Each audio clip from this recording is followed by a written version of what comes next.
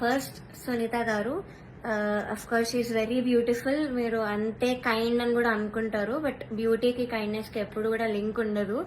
So okay, మీరు observe చేయండి, first episode నుంచి కూడా ప్రతిసారి నేను స్టేజ్ మీదకి వచ్చిన ప్రతిసారి వాడు ఒక ఫేస్ ఇస్తారు. అది ఎవ్వరికి పెట్టరు ఆ ఫేస్, బట్ ఓన్లీ నాకు ఆ డిస్గస్టెడ్ లుక్ పెడతారు ఫేస్ మీద. ఇది యాక్చువల్లీ చాలా మంది వెల్ విషర్స్, నా ఫ్యాన్ పేజెస్ అందరూ కూడా నన్ను అడిగారు, కాబట్టి నేను స్క్రీన్ షాట్స్ పెడతాను. ఇది ఎందుకు ఇలా did something happen behind the screen, ఏమైనా అయ్యిందా మీ ఇద్దరికి, లేకపోతే ఏమైనా గొడవ అయిందా అని ఇలా చాలా మంది అడిగారు, ఎందుకు ఆవిడ అలా ఫేస్ పెడుతున్నారు మీరు రాగానే అని. సో కానీ నేను చాలా డిఫెండ్ చేయడానికి ట్రై చేశాను, బికాస్ నాకు అప్పుడు తెలీదు, నేను ఏదో అలా ఆలోచిస్తున్నాను, వీళ్ళందరూ అలా ఆలోచిస్తున్నారేమో అనుకున్నాను, నాకు తెలియదు అప్పట్లో, ఐ డెంట్ రియలైజ్. సో నేను డిఫెండ్ చేశాను కూడా. సో నాకు ఎప్పుడు క్లారిటీ వచ్చిందంటే, అంతరామమయం పాడే ముందు సౌండ్ చెక్ అయ్యేటప్పుడు ఇన్ ఇయర్స్ పెట్టుకున్నాను, అండ్ ఆవిడ దగ్గర ఒక మైక్ ఉంది, అది ఆన్ ఉంది, అది పాపం వాడికి తెలీదు, మైక్ ఆన్ ఉంది, నేను ఇన్ ఇయర్స్ పెట్టుకున్నాను.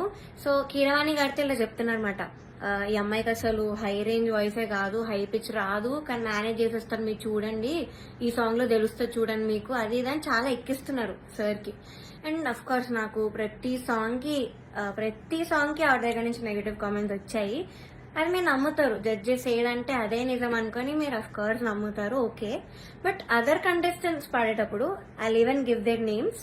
ఇద్దరు, శ్రీ ధృతి అండ్ గాయత్రి అక్క, వీళ్ళిద్దరు పాడేటప్పుడు పిచ్చింగ్, ఎస్పెషలీ ధృతికి చాలా పిచ్చింగ్ ఇష్యూస్ వచ్చేటప్పుడు అయితే ఆవిడ ఇలా సైగలు చేసేవాళ్ళు, షార్ప్ అయితే ఇలా చెప్పేవాళ్ళు, అది మేము అందరం చూసాము.